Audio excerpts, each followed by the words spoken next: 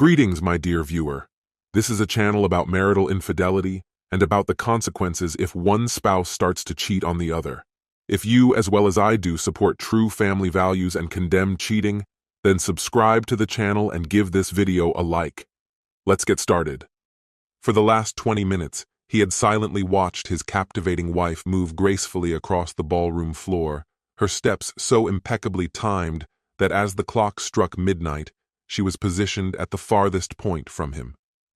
Surrounded by her affluent, pretentious circle, she seemed more like a prized dish being passed around at a feast, kissed, touched, and admired by the executives from his firm. His boss, an entitled heir who had done little to earn his wealth, seemed especially taken with her. None of this was surprising.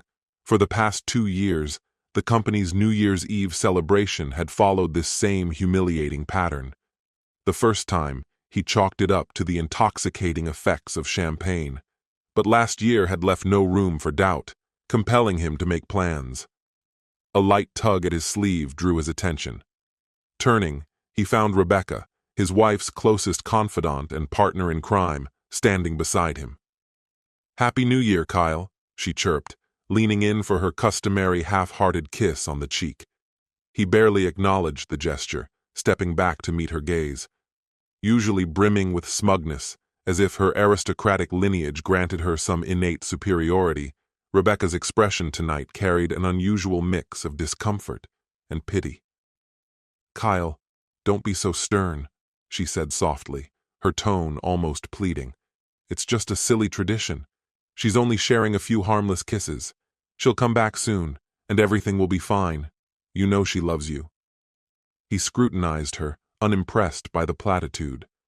Rebecca pressed on, her voice turning conciliatory. "She does love you, Kyle. Whitney's just vivacious and spontaneous. She thrives on socializing with people who share her energy. You're the quiet, thoughtful one.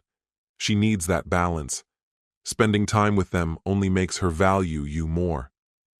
A bitter laugh escaped him. "Is that so? Was that what she was doing under the mistletoe at the Christmas party?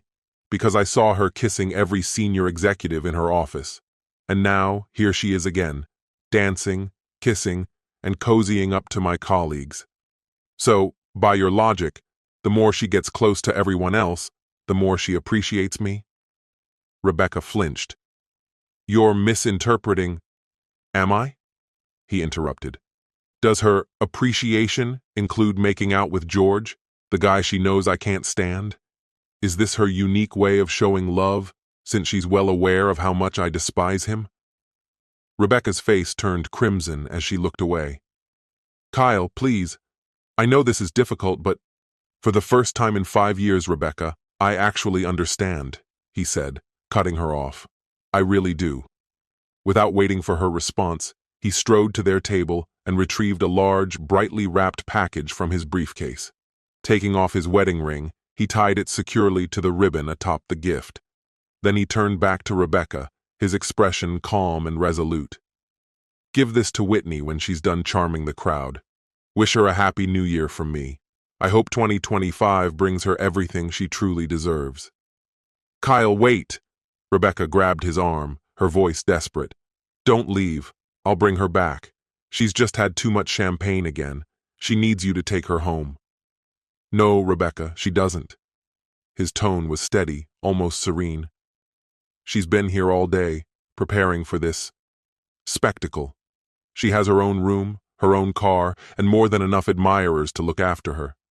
And you've known all along, haven't you? You've lied to me before, not this time." Before she could respond, he turned and walked away. As he exited the ballroom, he nodded briefly at Helen, the HR director, who was standing with her towering husband. Helen had spent the afternoon assisting him as his boss, and others made their arrangements at the hotel, a plan that had involved Whitney in a lavish suite. Kyle had documented everything, and so had Helen. Soon the board of directors would see it too. As Kyle disappeared into the night, Helen and her husband moved purposefully toward Whitney. Meanwhile, Rebecca pushed her way through the throng of admirers surrounding her friend. When she finally reached Whitney, she thrust the garishly wrapped package toward her. Kyle left this for you, Rebecca said, her voice tight with strain. He's gone. He watched everything tonight, and when you started kissing everyone, he decided he'd had enough. He wanted you to have this. Whitney's lips curved into a confident smile. Oh, Kyle, she said dismissively. He's just sulking. I'll fix things when I get home. He always forgives me. Even when he's upset, he leaves me gifts. Ignoring Rebecca's attempt to stop her, Whitney untied the ribbon. When the ring fell to the floor, her smile faltered. George, who had been standing nearby, stooped to pick it up with a smirk. Isn't this your husband's wedding ring? He asked mockingly, holding it up for her to see. Whitney stared at the ring, her confusion growing, and hastily unwrapped the box. It's heavy, she muttered, giving it a shake. As she broke the seal, its contents spilled onto the floor. Glossy photographs scattered across the tiles. A hush fell over the room. Whitney, her gown pooling around her, knelt to gather the photos, her hands trembling. The faces in the images came into focus, and her gasp of shock quickly turned into a horrified scream. Rebecca, pale and visibly shaken, crouched beside her, trying to steady her. Nearby, George picked up one of the photos, his expression darkening as he recognized himself. What the hell, Whitney? He snarled, loud enough for the gathering crowd to hear. More eyes fell to the photos, revealing compromising images of Whitney with George, and others. The tension in the room snapped. One woman slapped her husband with a resounding crack, following it with a sharp jab to his chest. So this is why you're never home, she shouted, grabbing a handful of photos to show to other wives. You all might want to take a look at these. Plenty of familiar faces here. The ballroom descended into chaos. Whitney, overwhelmed, fainted, collapsing unceremoniously onto George's polished shoe. Rebecca frantically tried to revive her as the crowd buzzed with scandal and accusation, but the damage had already been done. Far from the chaos, Kyle walked away without a glance back. A woman raised a USB drive high, her voice cutting through the clamor. Look, USB drives too. Who knows what secrets they hold? Nearby, chaos erupted as a furious blonde berated a sharply dressed older man. You lowlife, remember our prenup? I'll make sure you lose everything. Please, baby, I'm sorry, he pleaded, his tone desperate. It meant nothing. She kept throwing herself at me. I slipped, but only once. She's not even close to you. You lying piece of trash, she screamed, rage spilling over. Rising from the floor, she charged at him, brandishing incriminating photos, her curses ringing out. He stumbled backward before breaking into a full sprint as she gained ground. Elsewhere, a woman sobbed uncontrollably, clutching a photo to her chest, while her husband stood silently beside her, his face buried in his hands. Another man thrust a photo at a striking woman, his voice trembling with anger. You're bi? Really? You've been lying to me all this time? You swore you'd never do a threesome because you wouldn't be with another woman, he bellowed. Her cheeks flamed red as she turned on her high heels and fled, wobbling with every step. In the midst of the uproar, another woman gathered a pile of photos and began shouting names as she stormed through the ballroom. She stopped in front of a bewildered woman, handed her a picture, and watched as realization dawned. Fury twisted the woman's features as she turned toward her husband, photo in hand. Her steps quickened as he backed away in panic. This chaotic scene repeated itself across the room, each incident drawing gasps and murmurs from the horrified onlookers. Meanwhile, Whitney, now conscious, sat dazed on the floor, her glazed eyes taking in the turmoil. A man in a perfectly tailored tuxedo knelt beside her. Are you all right? He asked softly. She nodded, her voice empty. I'm Whitney Wright. His brow furrowed. The Whitney Wright? She nodded again. Who are you? She asked weakly. He pulled out a packet of papers, snapped her photo, and said, I'm a process server. You've been served, Whitney Wright. The room fell silent as he continued, his voice cutting like a knife. These documents outline and substantiate Kyle Wright's adultery allegations in his divorce filing. Enclosed are photos and videos proving her infidelity. He addressed the crowd with calculated precision. For those who missed the evidence, the divorce filings, publicly available, list every name, date, and place of Whitney's affairs. For a nominal fee, I can provide a link to the complete archive. If you suspect your spouse was involved, I also offer digital evidence packages, priceless in court. Contact me online. With a dramatic bow, he exited, leaving the room in stunned disarray. The fallout was swift and merciless. Whitney collapsed into her friend Rebecca's arms, sobbing inconsolably, the divorce papers clutched in her trembling hands. The admiration she once commanded had turned to disdain, pity, and disgust. The weight of her disgrace crushed her. "Collect those photos and burn them," George barked at his staff. Turning to Helen, his voice dripped with venom. "Draft a reprimand for Kyle Wright and have his termination ready by Monday." Helen remained composed. "I'm afraid that won't be possible, Mr. Taylor. Kyle resigned earlier today. He gave 2 weeks' notice, cleared his desk, and left." "I won't accept his resignation," George roared. "I'll fire him and make sure he's blacklisted." Helen's expression didn't waver. "That won't work, sir. He met with the chairman, your father, who accepted his resignation. Kyle has already secured a new position with one of our consulting partners." George's face turned a dangerous shade of crimson as Helen and her husband exchanged triumphant glances, quietly savoring his frustration. Far away, Kyle Wright was already on the road, cruising south in his custom Chevrolet Suburban. His route to Austin, Texas, wound through scenic rural landscapes, and he intended to enjoy every mile. Leaving behind the frenetic city life, he planned to explore charming small towns, indulge in local delicacies, and take the kind of back roads immortalized in country songs. The divorce settlement was simple. Kyle retained his investments and retirement accounts, while Whitney kept the penthouse and her trust fund. The luxury SUV, largely financed by her extravagant spending, was a small, satisfying consolation for him. As the miles stretched behind him, Kyle felt the weight of freedom. The company he had built, Taylor and Son, would likely falter without him. George's incompetence would ensure its demise, while Kyle's new venture, built on innovations he had quietly developed, would thrive.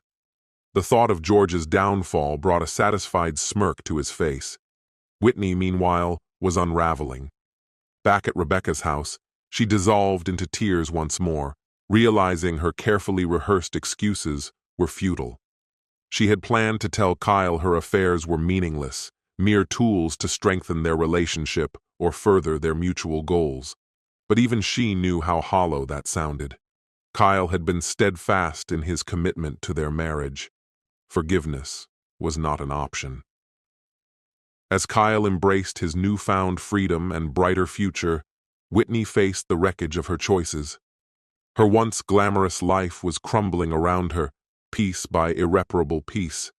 For months, she had understood that her marriage was irreparably broken, but the sight of their apartment stripped of his belongings drove the truth home with brutal force. She sank to the floor, her sobs raw and unrestrained, condemning herself for the hubris that had brought her to this point. The reasons for her actions lingered in her mind, yet she couldn't find it within herself to believe them.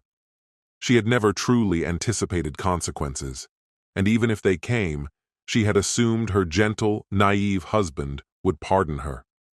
For 3 years, her betrayals had gone unchecked, but now he had destroyed her world in a single night, leaving her to sift through the rubble of her shattered reputation and life. Kyle's past week had been a whirlwind. After setting up his new phone, he discarded the old one, SIM card removed, into a slushy street, severing the final connection to his former existence. His move to Texas had been carried out with precision, every step meticulously planned. Throughout the week, he'd sent a string of emails that detonated like grenades, each one tailored for maximum impact. Each recipient, a spouse, was left grappling with the unraveling of their marriage. The chaos he orchestrated brought a satisfied smirk to his face. Rebecca's husband had been among the last to receive his email, just the day before. Kyle couldn't help but chuckle, imagining Al's response. Whitney's infidelity was her own undoing, but Rebecca's involvement couldn't be overlooked. Rebecca's vivid accounts of her escapades, along with her encouragement for Whitney to adopt a similarly reckless lifestyle, had fanned the flames. 4 days later, Rebecca and Whitney found themselves in their shared apartment, now occupied solely by the two of them, as Al had expelled Rebecca after reading Kyle's email. The email contained 5 incriminating video clips and a damning recording of Rebecca and Whitney. In the audio, the two women gleefully detailed their affairs, mocking their oblivious husbands and naming their lovers. Furious, Al shared the recording with the wives of nearly every man mentioned in the conversation, most of whom he knew personally. The fallout spread like wildfire. Al watched with grim satisfaction as the chaos unfolded. Another man named George faced his own reckoning. His father, disgusted by his actions, not only dismissed him from the family business, but also revoked his inheritance. Alongside George, the company's upper management, tarnished by the scandal, was entirely replaced. George's father assumed the role of interim CEO, while Helen, newly promoted to vice president of talent acquisition, began recruiting top executives from across the globe to rebuild the firm. As for Kyle, his transition continued smoothly. He passed the MLK exit, turned onto Cesar Chavez, and caught a fleeting view of Lady Bird Lake as he neared the Austin Convention Center. Crossing Congress Avenue, he reached the luxurious high-rise condo at 70 Rainey, a temporary residence provided by his new employer. With 6 months of rent prepaid, Kyle had time to search for his ideal home, one with a spacious yard, mature trees, and room for the dog he planned to adopt. In his mind, he envisioned a fresh start with a partner who valued loyalty and the prospect of building a life together, complete with children. His colleagues had already arranged a welcome barbecue where he'd be introduced as recently divorced, ensuring plenty of opportunities to meet single women. Meanwhile, back in New York, the storm Kyle had unleashed continued to escalate. Betrayed spouses retaliated with their own revelations, unearthing even more secrets and intensifying the havoc. Helen kept Kyle informed of the ongoing turmoil. As he reflected on the chain reaction he had set in motion, Kyle felt a profound sense of liberation. Far removed from the destruction, he embraced the peace of his new life in Texas. For the first time in years, he felt truly unburdened and free. My friend, and this is the end of the story. If you liked this story, then put your royal like and subscribe to the channel. May the force be with you.